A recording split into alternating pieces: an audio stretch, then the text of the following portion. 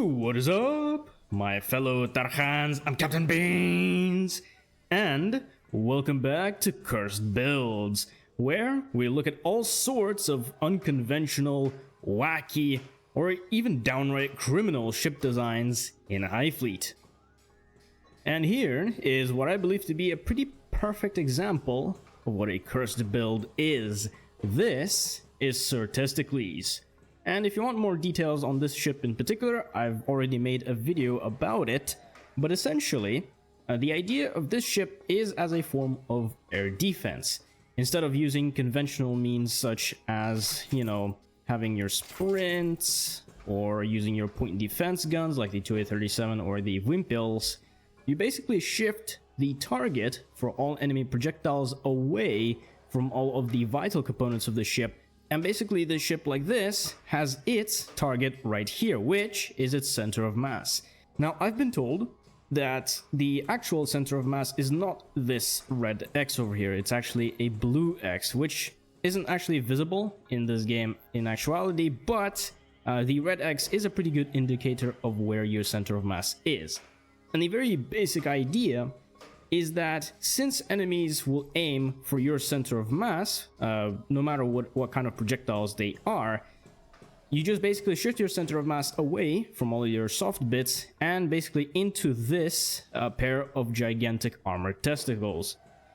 And that is pretty much the entire build. And the reason why I think that this is pretty cursed is because it works. In fact, in my opinion, probably the most cursed builds are those which are pretty unconventional, but they work. And this thing works surprisingly well. Of course, there are issues with it, and of course, the stats for this ship aren't amazing, but for the video that I made about it, it seemed to work just fine. Well, kind of. Anywho, let's move on to the actual cursed builds, because this one was designed by me, so, that doesn't really count now, does it? Here, I present to you the Bromleag, which, oh boy. I'm seeing this again for the first time in a long time. I did see this vessel before, and as you can see, this ship is kind of designed with this sort of vanilla HighFleet aesthetic, even despite the fact that, to me, this particular combination of, your pieces here, I don't know, for some reason it looks cursed. I'm not entirely sure why. I can't really place a finger on it, but something about the bridge or the conning tower being in the middle of the ship as opposed to more aft, I don't know, it seems a bit cursed. Otherwise, this ship is actually among those which are fairly inoffensive when it comes to being cursed. This is actually otherwise a pretty okay cruiser. The stats for it are pretty decent, maybe a bit slow for my preference, but it does make up for it in range. Also, you'll notice that the ammo count is lower than usual, and that is actually because this ship, in its original form, was actually modded. This thing actually had modded missiles where you can see those zeniths here. It used to have missiles which took up a 1x3 slot, not 1x2 like the Zenith. And that is actually one of the reasons why I thought that this ship was cursed. But otherwise, really, this is just a, I guess, all-round heavy cruiser type ship. I'm not really going to be talking too much about it or testing it because, you guys have seen cruisers like this before, so let's move on, I guess. Oh boy. I forgot that this variant was this variant. I guess anywho, here I present to you the Crusader. Very nice little pun here. And basically the idea of such a ship like this is, you can see it has just one RD-59 engine, which is the big gimbal engine of HighFleet. And it also has one D30S engine at the bottom, I guess to give it more upward thrust. But essentially, the idea of such a vessel like this, which we've decided to dub it as a tugboat, is basically a small vessel with a powerful engine. And the reason why this is cursed is it seems unconventional, but it works. And in fact, I am actually going to test this thing out in combat just shortly. As you can see, its main armament is 4 AK-100s, which is pretty damn good for armament. It also has R5 zeniths on both sides, and as a sort of protection, it has a couple of flare launchers, and also 4 barrage systems or APSs that are covering 4 different angles on the ship. Here are the stats for the ship, which aren't particularly amazing, but considering the fact that it only has one big powerful engine, I guess these work. Oh, I just realized one thing that I forgot about this ship that I guess I should probably also mention now is, you'll notice these generators and also these ammo autoloaders are squeezed into this big hull, which not good. Gimbal squeezing, very haram. But I guess let's just put this back on and let's test it out in combat, just because such a concept like this, it kind of works, strangely enough. Okay, so here we have a small sort of garrison type group of enemies, just to test this thing out in combat. Let's go, bitches! And I guess let's launch one of our zeniths at some of these ships. And once that zenith comes towards us, we'll flare it away, because yes, our engine is maneuverable, but I would like to not stress it too much.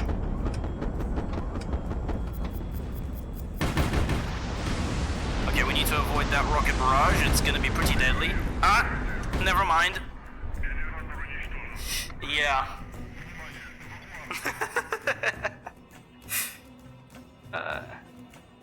Should I try again? Okay, let's try that again. Let's maybe launch some of our missiles at this fearsome. And let's get to these sides, preferably not top fight with the ship, because our bottom is very weak and has all of these ammo autoloaders exposed.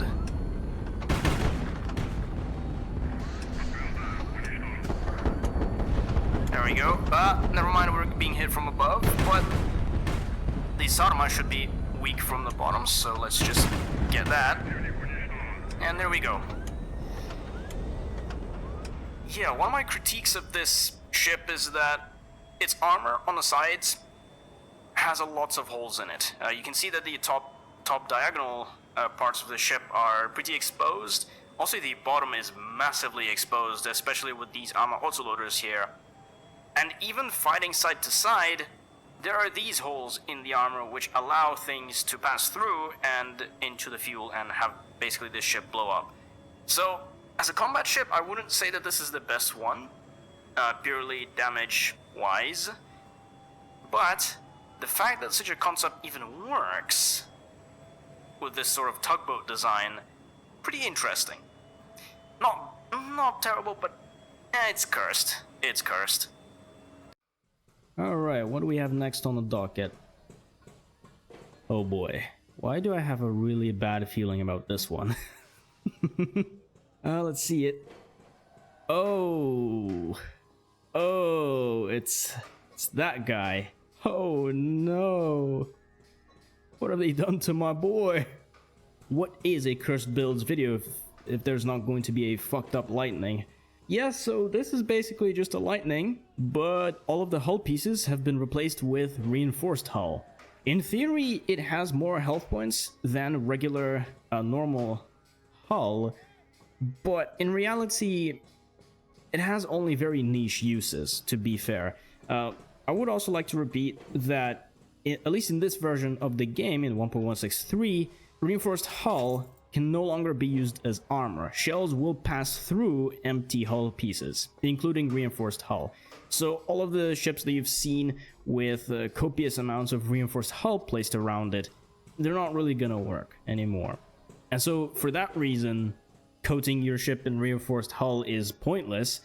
Second of all, the stats of this ship have suffered as a result of basically just making the hull heavier. But otherwise, as you can see, really nothing else has been changed in terms of components or anything like that. Oh man, okay, these generators in those reinforced hull, okay, that looks extremely cursed. This texture thing that's going on is cursed as hell. Oh yeah, also the bridge. Yeah, the bridge is the only non-reinforced component that we see here, which is just Oh man, the longer I look at this, the more I realize how cursed this thing is. And also not to mention that this ship has also gotten even more expensive as a result, since yeah, reinforced hull is more expensive. And so in general, whenever you're building light ships like this, generally you want to stick to regular hull, because it is the lighter variant and the cheaper variant, and really the difference in health points is not that big. In practice, empty hull will get destroyed, they die like flies. So I guess speaking of die like flies, let's execute this ship by sending it into a suicide mission. Let's get all of the ships, all of the enemies. Let's have this lightning die. A very honorable death, because it is a lightning after all, but a very cursed one. Oh boy, yeah, this is gonna be a bit lots of missile spam. Also Archangel, my beloved. Alright, let's go, bitches. I am going to test this thing in combat just to see if it's anyhow different from a regular lightning. What I expect is for it to be more sluggish. And really not much else. It's not going to be a whole lot tougher than the original. But I do expect it to be a little bit more sluggish. And it kind of is. It is slower at maneuvering than the original. Of course, the armament is the same, the two AK-100s. I love AK-100s, they are amazing. You can see that flower died. Pretty dishonorable death, actually, because it was a cursed lightning.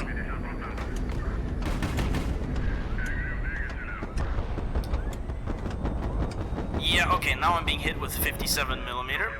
That's usually the bane of lightnings, because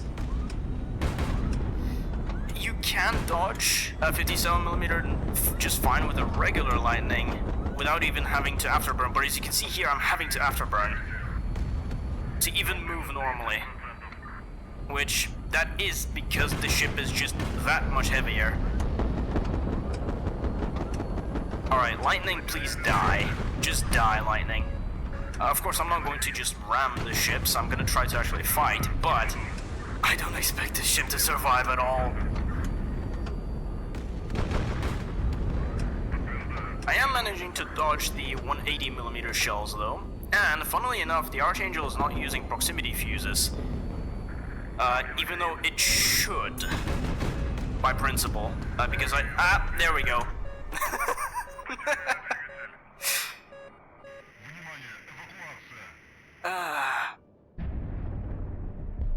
Nice. So yeah, as you saw, when you basically reinforce your lightning pointlessly, I should say, because reinforced hull isn't that much tougher than regular hull, it only makes your ship heavier and more difficult to maneuver. And as you saw the consequences of that, yes, it becomes a lot harder to maneuver, especially against more faster firing guns like the 57mm.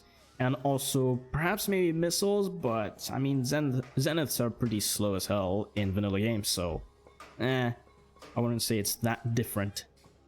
Anywho, next up, Saddam Hussein. Need I say more? Saddam Hussein. Alright, let's go, bitches. Saddam Hussein.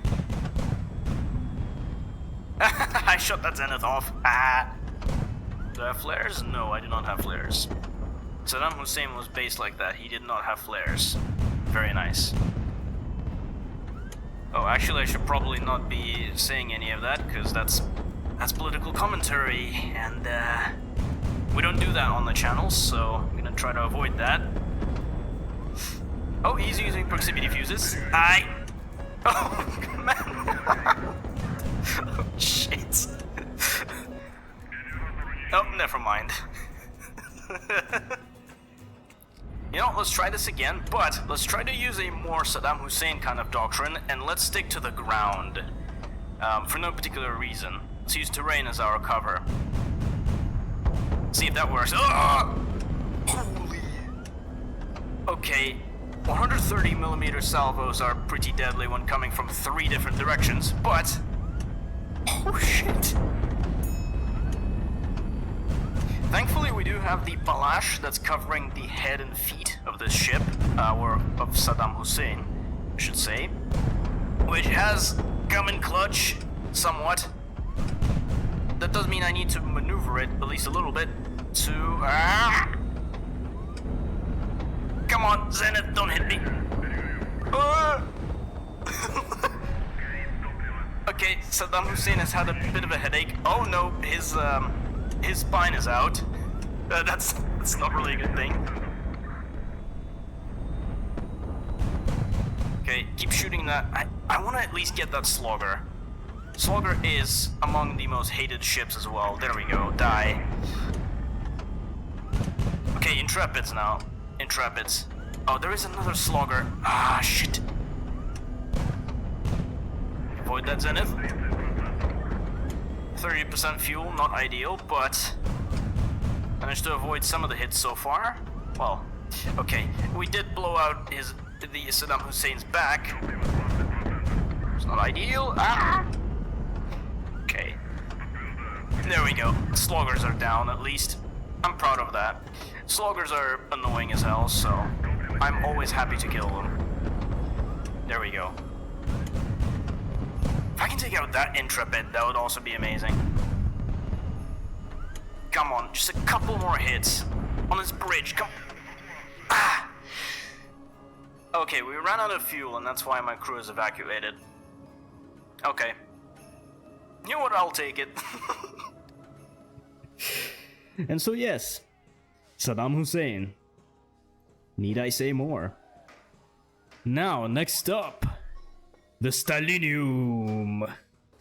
Funnily enough, I actually put this ship on the thumbnail, one of my first HighFleet streams of all time, where I was trying to review community-built ships, and I actually conveniently forgot to review this ship, which is a bit of a misleading thing.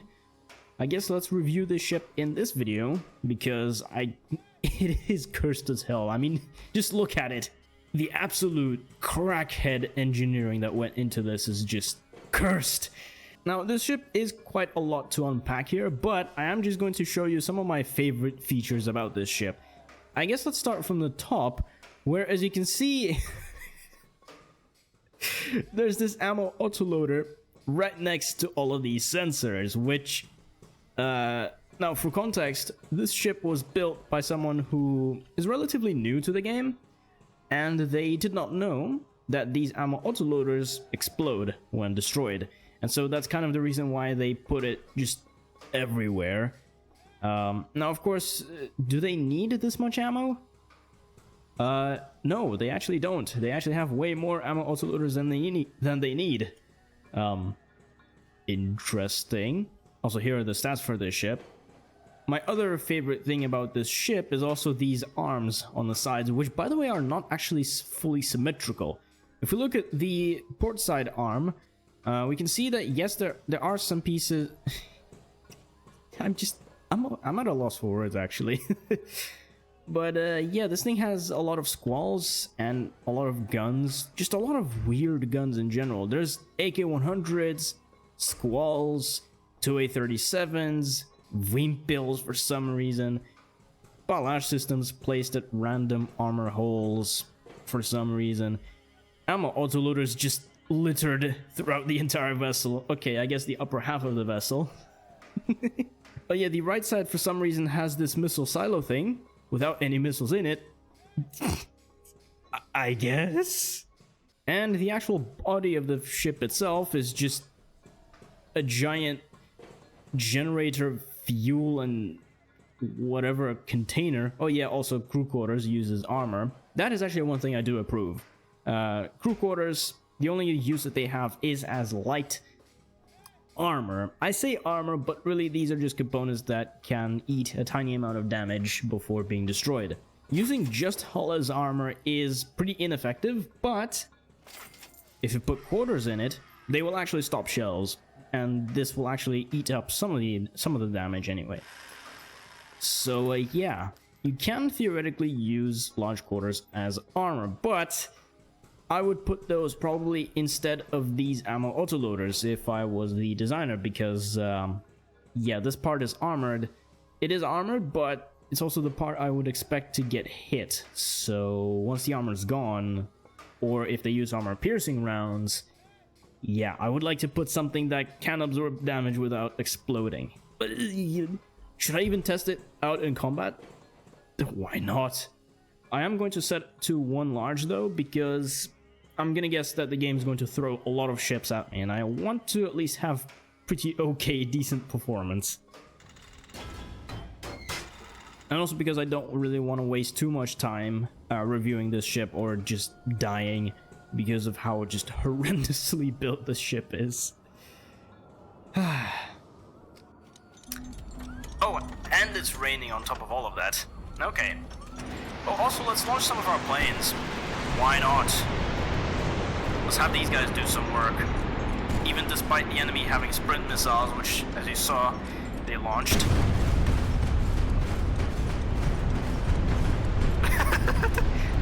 The main salvo took out that Zenith because the 57mm has taken out the Zenith.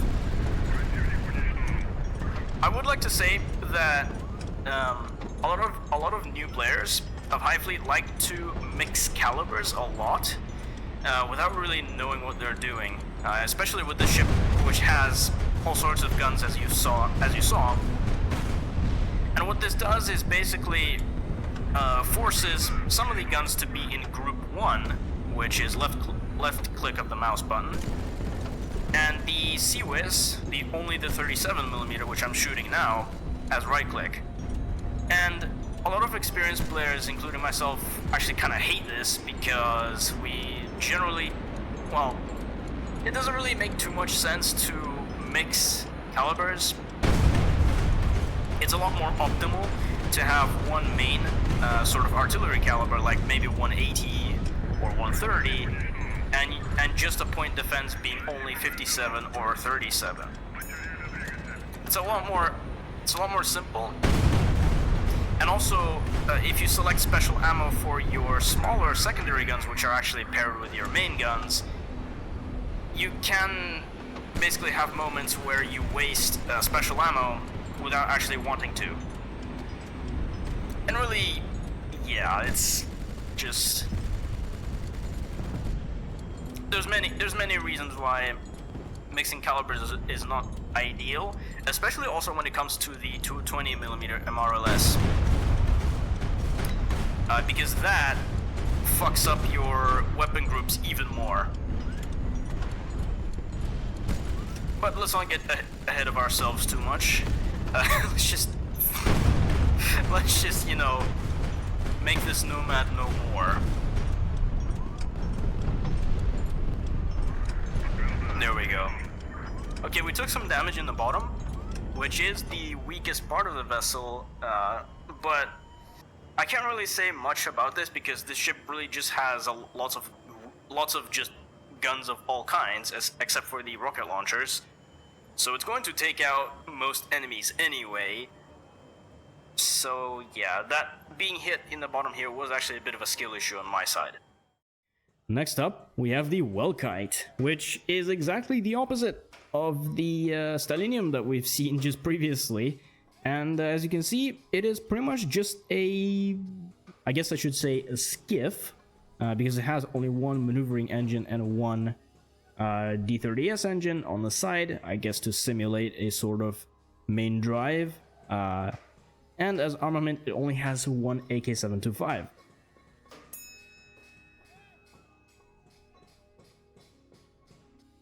It's also relatively cheap, so with a loan from Prince Faisal, you can actually buy this, which is pretty nice. Otherwise, yeah, it really just has your standard components like a generator, some fuel, fire suppression system, only one piece, and a couple of flares, which I guess it's meant to simulate the flare launchers used on aircraft. And the bridge, of course, is at the very forward position because exposed bridge is very based until you get hit by proximity fuse, and die a horrible death. But I guess let's actually, you know what, let's test it out. Why not? Yeah, so when you have a really small ship like this, you can't really have too many enemy ships spawn in simulated combat, but I don't really expect this to do very much. Let's see. I mean, it is kind of maneuverable. It kind of maneuvers almost like how you'd expect. I do like how it can actually dive or pitch upwards, which is pretty cool. Okay, let's shoot our singular if we build at this slugger.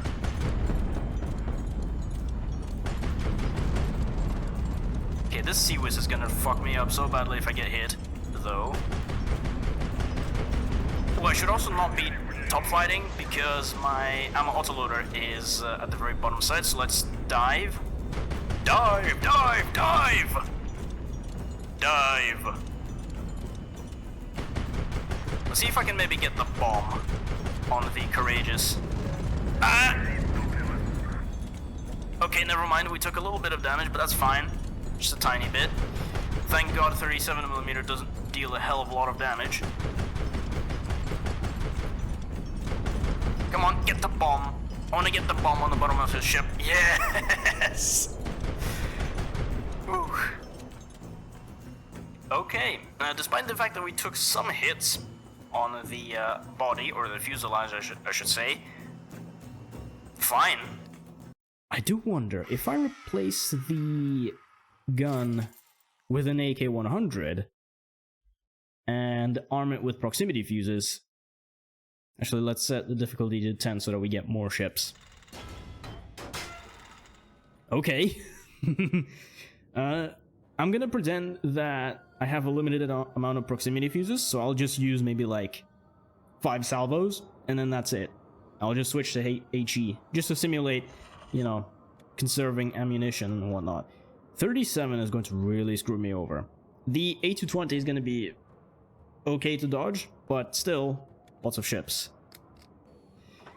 Alright, let's go, bitches. Also might be worth using the proximity fuses to intercept the zeniths. There we go. There we go, that's 1 salvo. Let's do another one. 2 salvos. 3 salvos. 1 ship is dead. Dodge! Pitch upwards! There we go. Okay, 4th salvo. Ship is dead. And, you know, fuck it. 5th salvo. Leave no survivors. Okay, now let's use HE. See how that works. Oh, please rocket, hit your friend. There we go. But yeah, as you see, the Wildkite is surprisingly maneuverable in the sort of forward position. It's also pretty okay at maneuvering upwards or downwards, but not really to the left, or I guess to the afterwards. Okay, that's a missile. There we go. Okay, let's get this thing back into visual. There we go. I need to get closer to it so I can reliably hit with just 1 AK-100. And also, just because I have like 2 engines, I am pretty fuel efficient. Even if I am afterburning quite a lot, which is pretty nice actually. A good amount of combat time is good for combat ship. Especially for something light like this, which, I mean, you don't necessarily need if you're relying on this to do like lightning strikes with your, you know, for sudden strikes in campaign mode. But longer combat time generally does mean that you can stay longer just in case shit hits the fan. There we go. Yeah, not too different, but if you're gonna run 1 gun on a very maneuverable ship like this, I would definitely go with an AK-100. Definitely AK-100 all day long. for a couple of reasons. One, Wimpel is it's niche, and if you only have like a couple, they're not particularly effective at anti-ship nor at intercepting missiles or anything like that.